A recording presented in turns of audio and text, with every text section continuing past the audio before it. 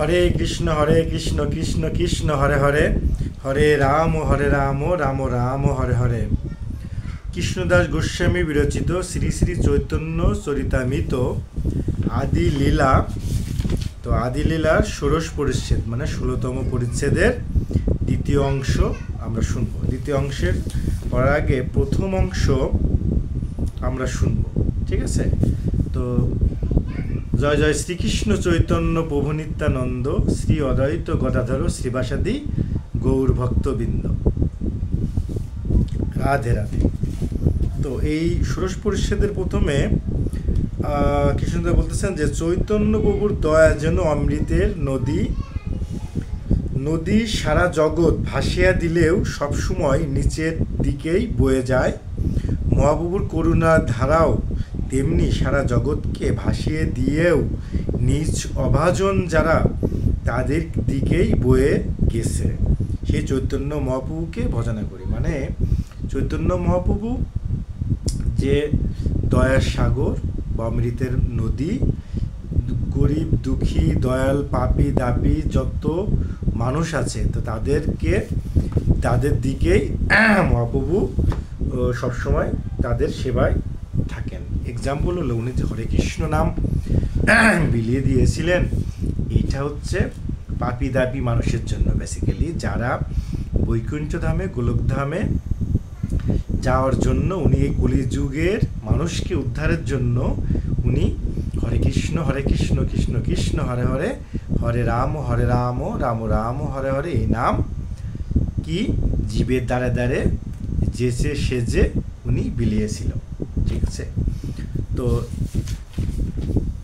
দেখেন এখানে বলতেছে যে তার ইচ্ছা প্রভু সঙ্গে নবদ্বীপে বসি, প্রভু আজ্ঞা দিল তুমি যাও বারাণসী, ঠিক আছে? প্রভু আজ্ঞা দিল তুমি বারাণসীতে যাও, ঠিক আছে? তো বারাণসীতে তাহা আমার সঙ্গে তোমার হবে দর্শন, বারাণসীতে তোমার সাথে আমার দর্শন হবে। আজ্ঞা পেয়ে মিশ্র কইল কাশীতে গমন, মিশ্রকে আজ্ঞা দিল তুমি যাও, তুমি বারাণসীতে যাও।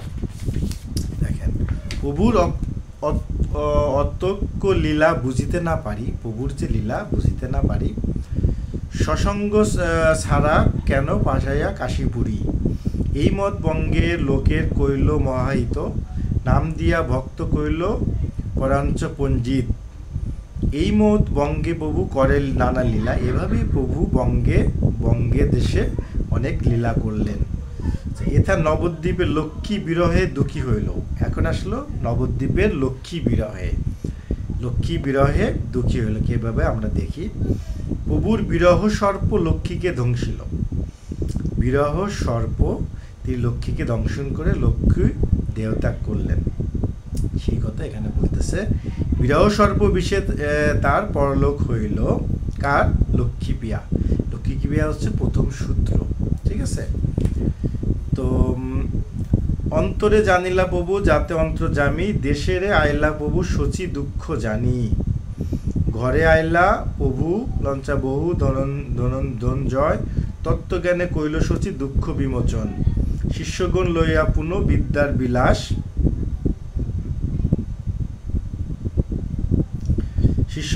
প্রভু বিদ্যার বিলাস। আচ্ছা, বিদ্যাভাবে সভা জৈন অদ্বৈত প্রকাশ, তবে বিষ্ণুপ্রিয়া ঠাকুরানীর পরিণয়। এখানে আসলো বিষ্ণুপ্রিয়া ঠাকুরানীর সঙ্গে তার পরিণয়।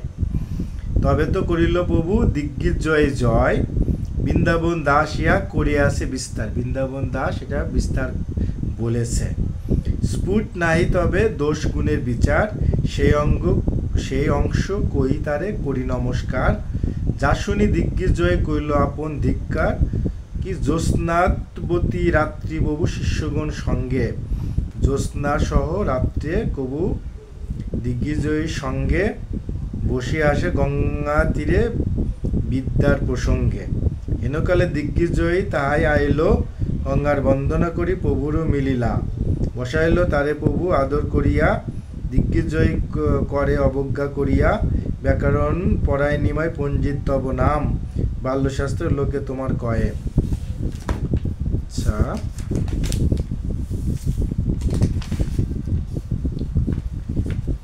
একটুখানি আমরা এদিকে পড়ব যে যে দ্বিতীয় গঙ্গার পরম মাহাত্ম্য কথা এখানে শুনেছি। আচ্ছা, এইখান থেকে আমরা একটু শুনি, দেখি।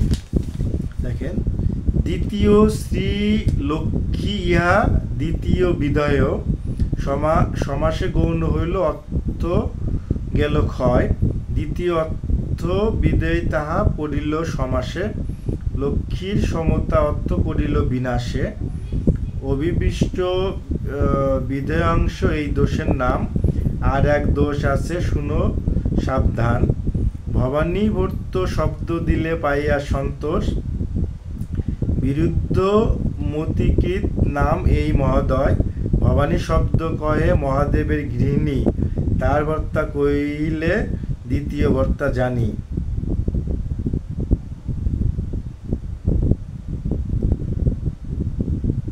আচ্ছা,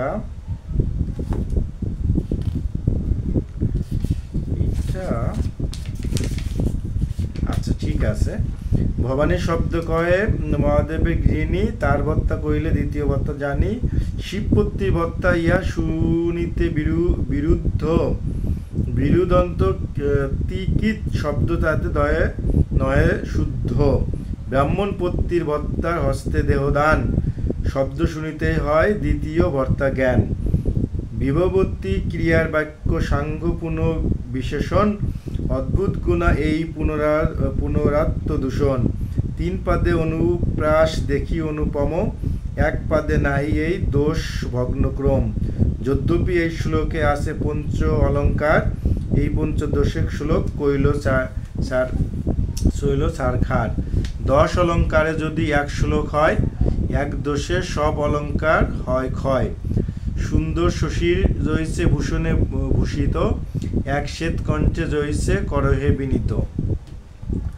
ওকে, তো পঞ্চ অলঙ্কারের এবে শুনহ বিচার, 2 শব্দালঙ্কার 3 অর্থ অলঙ্কার, শব্দালঙ্কার 3 পাদে আসে অনুপ্রাস, শ্রীলক্ষ্মী শব্দে পুনরুদ্ধ বদাভ্যাস, প্রথম চরণে পঞ্চতরাকে পাতি, দ্বিতীয় চরণে হয় পঞ্চরেপ স্থিতি, চতুর্থ চরণে 4 প্রকার প্রকাশ, অতএব শব্দ অলঙ্কার অনুপ্রাস, শ্রী শব্দে লক্ষ্মী শব্দে বস্তুক্ত পুনরুক্ত প্রায়ভাষে করে পুনরুদ্ধ। এটা হচ্ছে আসলে ওই চৈতন্য মহাপ্রভুর সাথে যে পণ্ডিতের কথা হয়েছিল, তো ওই শ্লোকের কিছু দোষ ত্রুটি ছিল, মহাপ্রভু ওগুলো ধরিয়ে দিলেন। তো আমরা দোষ ত্রুটি নিয়ে যাব না, বেশি ওর দিকে আমরা যাব না। হ্যাঁ, শ্রীযুক্ত লক্ষ্য অর্থে বিভেদ, পুনরুদ্ধ ভাস কি পুনরুদ্ধ ভক্ত বদাভ্যাস, শব্দালঙ্কার ভেদ, লক্ষ্মীর অর্থালঙ্কার উপমা প্রকাশ, আর অর্থালঙ্কার আছে নাম বিরোধাভাস, গঙ্গাতে কোমল জন্মে সবার সুবোধ, কোমলে গঙ্গার জন্ম অত্যন্ত বিরোধ, ইহা বিষ্ণু পাদপদ্মে গঙ্গার উৎপত্তি, বিরোধালঙ্কার ইহা মহাচমৎকৃতি, ঈশ্বর অচিন্ত সত্য গঙ্গার প্রকাশ, ইহাতে বিরোধ নাই বিরোধ আভাস। কি কদ্যচিত তথাহি কদ্যচিতে বলতেছে, অম্বুজম্বুনি জাত ন জাতু, কিলো জাতমুম্বু জাদম্বু, মূর ভীতি তদ্দিপরিতং, পদম্ব জাম্মা হানদি জাতা।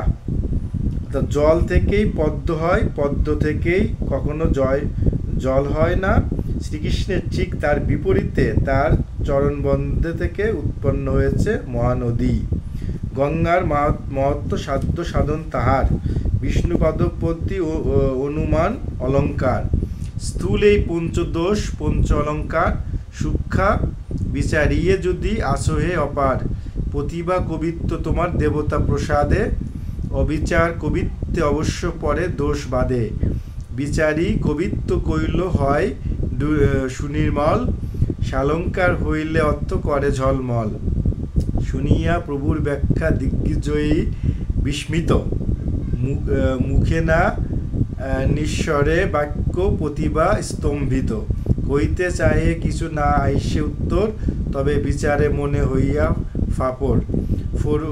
ফরুয়া বালক কইলে মোর বুদ্ধি লোভ, জানি সরস্বতী মোরে করিয়াছে কোপ। যে ব্যাখ্যা করিল সে মনুষ্যের নয় শক্তি, নিমাইয়ের মুখে রই বলে আপনি সরস্বতী। মানে বিষয়টা এরকম। তারপরে তার একটা দিগ্বিজয় পণ্ডিতের একটা অভিমত যে সরস্বতী আমার লোভ পেয়েছে, আমি যে কথা বললাম এটার যে ব্যাখ্যা দিল এটা সাধারণ মানুষের পক্ষে সম্ভব নয়।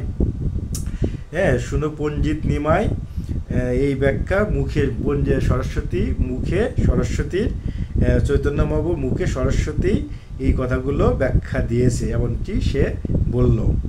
অলঙ্কার নাই পার নাই শাস্ত্রাভ্যাস, কেমনে এ সব অর্থ করিল প্রকাশ। ইহা শুনি মহাপ্রভুর অতি বড় রশ্মি। বলল যে তব ব্যাখ্যা শুনে আল্লাহ হইলা বিস্মিত হইলাম। তোমার ব্যাখ্যা শুনে অলঙ্কার নাই পড়ো নাই শাস্ত্রাভ্যাস, তুমি অলঙ্কার জানো না, তুমি শাস্ত্র ব্যাস জানো না, তুমি তাহলে কেমন এই অর্থ তুই প্রকাশ করলে, চৈতন্য মহাপ্রভুকে বলল। ইহা শুনে মহাপ্রভু অতি বড় রঙ্গী, তাহার হৃদয় জানি করি ভঙ্গি। শাস্ত্রের বিচার ভালো মন্দ নাই জানি, সরস্বতী যে বলায় বলি সেই বাণী। বলতেছে আমি শাস্ত্র জ্ঞান কোনো কিছু এগুলো জানি না, সরস্বতী যা বলায় তাই আমি বলি। ইয়া শুনি দিগ্বিজয় করিল নিশ্চয়, শিশুদ্বারে দেবী মোরে কইল পরাজয়। আজি তারে নিবেদিব করি জপ ধ্যান, শিশুদ্বারে কইল মোরে এত অপমান। বস্তুত সরস্বতী অশুদ্ধ শ্লোক করাইল, বিচার সময়ে তার বুদ্ধি আচ্ছা দিল। তবে শিষ্যগণ সবে হাসিতে লাগিল, তা সবা নিষেধী প্রভু কবিকে কহিল। ওই সভামণ্ডলে সবাই হাসতে লাগলো এই কথাগুলো শুনে। তুমি বড় পণ্ডিত, মহাপ্রভু বললেন তুমি বড় পণ্ডিত, মহাকবির শিরোমণি, কবির শিরোমণি তুমি। যার মুখে বাহিয়ায় ওইসে কাব্যমানি, যার মুখে সুন্দর কাব্যমানি বইছে। তোমার কবিত্ব জইছে গঙ্গা জল ধার, তোমার কবিত্বের সঙ্গে গঙ্গা জলের ধারার সাথে মিল আছে। তোমার সম কবি কোথা নাই দেখিয়া, তোমার মতন কবি এই সম এখানে আর কেউ নাই। ভববর্তী জয়দেব আর কালিদাস, তোমার সম কবি কোথা নাই আর ভববর্তী জয়দেব আর কালিদাস। তা সবার কবিত্বে আছে দোষের প্রকাশ, দোষ গুণ বিচারে এই অল্প করি মানি। কবিতার করণে শক্তি তাহার চেয়ে পাখানি। শৈশব চাঞ্চল্য কিছু না লবে আমার, শিষ্যের সমান মুন্সি না হয় তোমার। আজি বাসা যাহ কালি মিলিব আবার, আজ তাহলে বাসায় ফিরে যাও, কালকে আবার মিলবো তোমার সাথে। শুনিব তোমার মুখে শাস্ত্রের বিচার, তোমার মুখে আরো শাস্ত্র শুনব, মহাপ্রভু বললেন। এই মধ্যে নিজ ঘরে গেল দুইজন, এইভাবে দুইজন নিজ ঘরে চলে গেল। কবি রাত্রে কইল সরস্বতী আরাধনা, কবি দিগ্বিজয়ে উনি সরস্বতী আরাধনা করলেন। সরস্বতীর স্বপ্নে তারে উপদেশ কইল, মা সরস্বতী স্বপ্নে তাকে উপদেশ কইল। সাক্ষাৎ ঈশ্বর করি প্রভুরে জানিল, প্রাতে আসি প্রভুপদে লইল শরণ। স্বপ্নে বলল তুমি যার সাথে কথা বলতেছিল সে হচ্ছে সাক্ষাৎ ঈশ্বর চৈতন্য মহাপ্রভু। শ্রীকৃষ্ণ রূপে শ্রী চৈতন্য মহাপ্রভু সাক্ষাৎ ঈশ্বর, একথা মা সরস্বতী স্বপ্নে দিগ্বিজয় পণ্ডিতকে বললেন। সকালবেলায় প্রভুর কাছে শরণ নিল। প্রভু কৃপা কইল তার খঞ্জিল বন্ধন, প্রভু তাকে কৃপা করলো, তার বন্ধন খণ্ডন হলো। ভাগ্যবন্ত দিগ্বিজয় সফল জীবন হলো। বিদ্যা বলে পাইলা মহাপ্রভুর চরণ, বিদ্যা বলে মহাপ্রভুর চরণ লাভ করলেন। এইসব লীলা বনিয়াছে বৃন্দাবন দাস। এখন দেখেন এই যে লীলা, মহাপ্রভু পণ্ডিত ছিল, তো তার সঙ্গে দিগ্বিজয় উনি তাকে পরাজিত করার জন্য এসেছিলেন। তো নিজে শ্লোক বলেছিলেন, শ্লোকের বলতে দ্রষ্টুতি ছিল। তো এই দ্রষ্টুতি বলতে গঙ্গার শব্দ কবিতা পাঠ করেছিল স্তব, তো ওইখানে কিছু ভুল ত্রুটি ছিল। হ্যাঁ, মহাপ্রভু যে ধরাই দেওয়ার পরে দিগ্বিজয় বলল যে একমাত্র সাধারণ মানুষের পক্ষে সম্ভব না। তুমি ধর্মগ্রন্থ পড়ো না, তুমি হচ্ছে শাস্ত্র পড়ো না, ব্যাকরণ পড়ো না, হ্যাঁ, তুমি এটা কীভাবে পারলে? আশ্চর্য হয়ে বললো সাধারণ মানুষের পক্ষে সম্ভব না। আচ্ছা, পরাজিত হয়ে লোকে সবাই হাসাহাসি করলো, বললো যে মহাপ্রভু বললেন তুমি ভালো পণ্ডিত, অনেক বড় পণ্ডিত, তো তুমি চলে যাও আজকে, কালকে তোমার সাথে আবার কথা বলবো। তো সে আগে বাসায় আসার পর সরস্বতী আরাধনা করার পরে মা সরস্বতী তাকে স্বপ্নে দিয়ে বলল তুমি যার সঙ্গে কথা বলেছিল সে স্বয়ং ভগবান ঈশ্বর, অতএব তার কাছে গিয়ে তুমি স্মরণ করো, তার স্মরণ নাও, তোমার মুক্তি লাভ করবে। তার স্মরণে আসলো, আসার পরে মহাপ্রভু তাকে কৃপা করলেন। কৃপা করার পরে তারপরে হচ্ছে সে মহাপ্রভুর কৃপা লাভ করলো।